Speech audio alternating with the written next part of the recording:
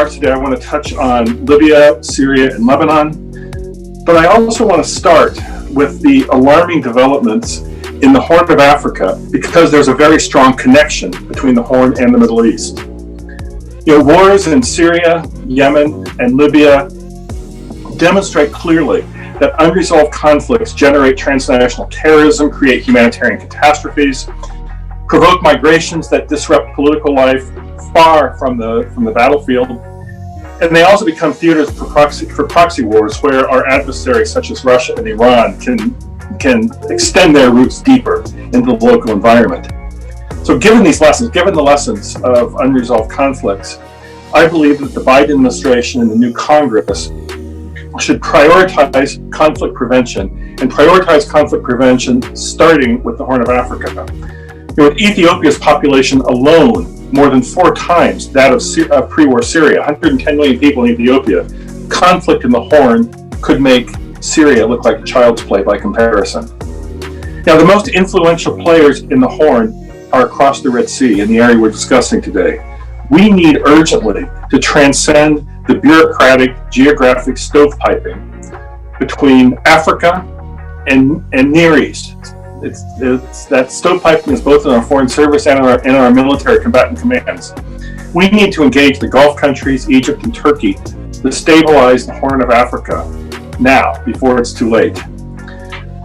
What am I talking about? Ethiopian Prime Minister Abiy Ahmed's military assault in the Tigray region has opened a Pandora's box, including over 50,000 refugees fleeing to Sudan, Eritreans being forcibly repatriated to uncertain fates in Eritrea, Eritrean forces on the ground in Ethiopia.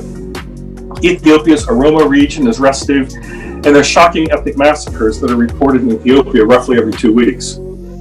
Ethiopia and Sudan have clashed militarily, causing casualties on both sides over disputed farming areas along their shared border. Somalia's president shares Abiy Ahmed's desire for very strong central control, putting him at odds with powerful provincial leaders. Elections scheduled in both Ethiopia and Somalia in 2021 this year are likely to provoke violence. Sudan's transition remains fragile, and Egypt, Sudan, and Ethiopia are quarreling over the Grand Ethiopian Renaissance Dam. There are dangerous tensions that are escalating between Somalia and Kenya. Any one of these issues could explode into crises with dire strategic implications for our friends in the Gulf and even for us. Now, our go-to partners to try to prevent a meltdown in the Horn of Africa are in Africa. But Ethiopia has brushed aside African Union mediation efforts, and the sub-regional organization that covers the Horn of Africa, the IGAD, the Intergovernmental Authority on Development, has been severely weakened as authoritarian leaders in Ethiopia, Eritrea, and Somalia draw closer at the expense of the wider collective. So I conclude that U.S. coordination with African partners is important but insufficient to prevent a crisis in the Horn of Africa. We need to look east. The UAE, Qatar, Saudi Arabia, Egypt, and Turkey all exercise extensive influence in the Horn. The UAE, and not always constructively, the UAE Turkish regional rivalry has played out dangerously in Somalia, has affected the transition in Sudan. At the same time, the UAE in particular has cultivated close relations with the leaders of Ethiopia and Sudan, in addition to the long-standing strong ties Abu Dhabi has with Cairo and Asmara. In other words, the UAE can talk to virtually all these players. And it's likely that Abu Dhabi Crown Prince Mohammed bin Zayed can more readily reach the Horn leaders than other African leaders can.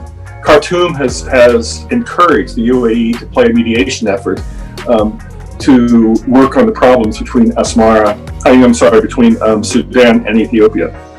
So preventing catastrophe in the Horn requires us to add or even prioritize African issues on our already busy bilateral agendas with our Gulf partners, with Egypt and with Turkey, and persuading our Arab and Gulf partners to stop competing with each other in the Horn, but instead work with us to promote stability in the Horn. I don't think it should be an impossible sell. Chaos in the Horn and its impact on Red Sea trade and migration affects their interests even more directly than ours, but this is going to require U.S. focus.